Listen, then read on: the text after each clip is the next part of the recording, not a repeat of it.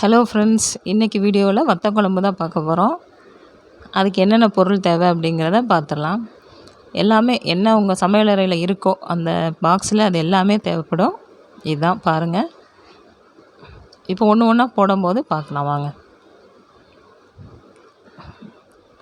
எந்த பாத்திரம் நீங்கள் பண்ண போகிறீங்களோ அதில் நல்லெண்ணெய் ஊற்றுங்க. நல்லெண்ணெய் ஒரு 3 டீஸ்பூனே போதும். சூடாயிருச்சு. இப்போ நம்ம 1 டீஸ்பூன் கடுகு, சின்ன சின்ன டீஸ்பூனாக இருந்தால் முழுசாக 1 டீஸ்பூன் போடுங்க. சீரகம் 1 டீஸ்பூன், சோம்பு 1 டீஸ்பூன்,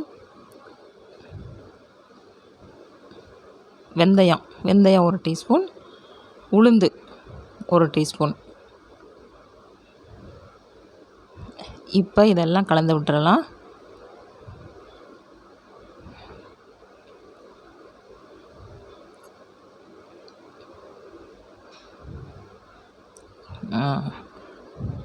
அடுத்து நம்ம 2 பட்டை மிளகா போடலாம்.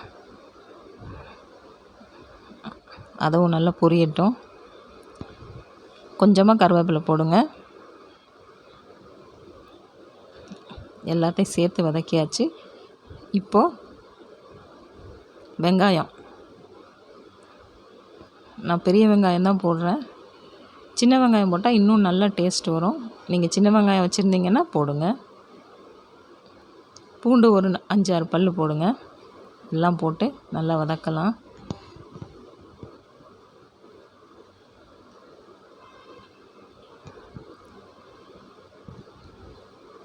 வதங்கிருச்சு. இப்போது தக்காளி, ஒரு தக்காளி சின்ன சின்னதாக கட் பண்ணி வச்சுருங்க. அதையும் போட்டு நம்ம நல்லா வதக்கிடலாம்.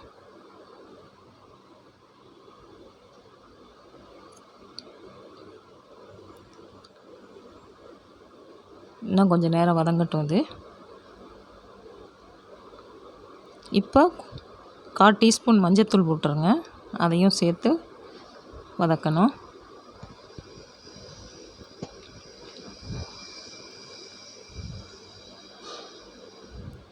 கொத்தமல்லி தூள் 1/2 டீஸ்பூன் போடுங்க.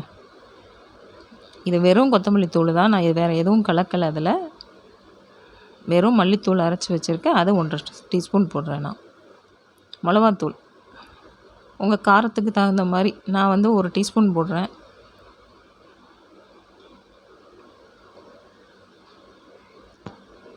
இப்போ தண்ணி சேர்த்துடலாம். நல்லா மிக்ஸ் பண்ணி விடுங்க. இப்போ புளித்தண்ணி, புளியை கொஞ்சம் நேரம் ஊற வச்சு கரைச்சி வச்சுருங்க. நீங்கள் அந்த தண்ணி தான் இது.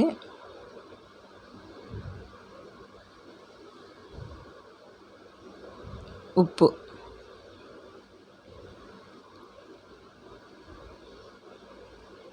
நல்லா கலந்துருங்க. இப்போ மூடிடலாம், கொதிக்கட்டும்.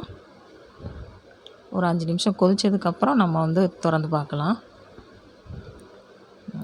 இந்த பாருங்கள், நல்லா சுண்டை வற்றி வருது. இந்த அளவு போதும். இப்போ நம்ம வத்தலை தனியாக பொரித்து எடுத்து வச்சிடணும். பொரித்து எடுத்து தான் நம்ம அந்த குழம்போட சேர்க்கணும். இதுவுமே நீங்கள் நல்லெண்ணெயிலேயே பொரித்து எடுத்துருங்க. இந்த வத்தல் மிதுக்க வத்தல்னு சொல்லுவாங்க இல்லையா, கோவக்காயில் பண்ணுற வத்தல், மிதுக்க வத்தல் இது. இதை பொரிஞ்சிருச்சு, எடுத்துடலாம். வத்தலை ரொம்ப கருக்க வச்சிடாதீங்க. இது கூட கலந்து விட்டுறலாம்.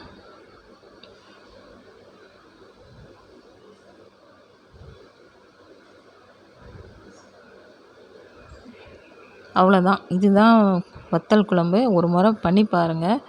இதோட டேஸ்ட்டே அருமையாக இருக்கும். லைக் பண்ணுங்கள், கமெண்ட் பண்ணுங்கள் ஃப்ரெண்ட்ஸ். வீடியோவை மறக்காமல் சப்ஸ்கிரைப் பண்ணுங்கள்.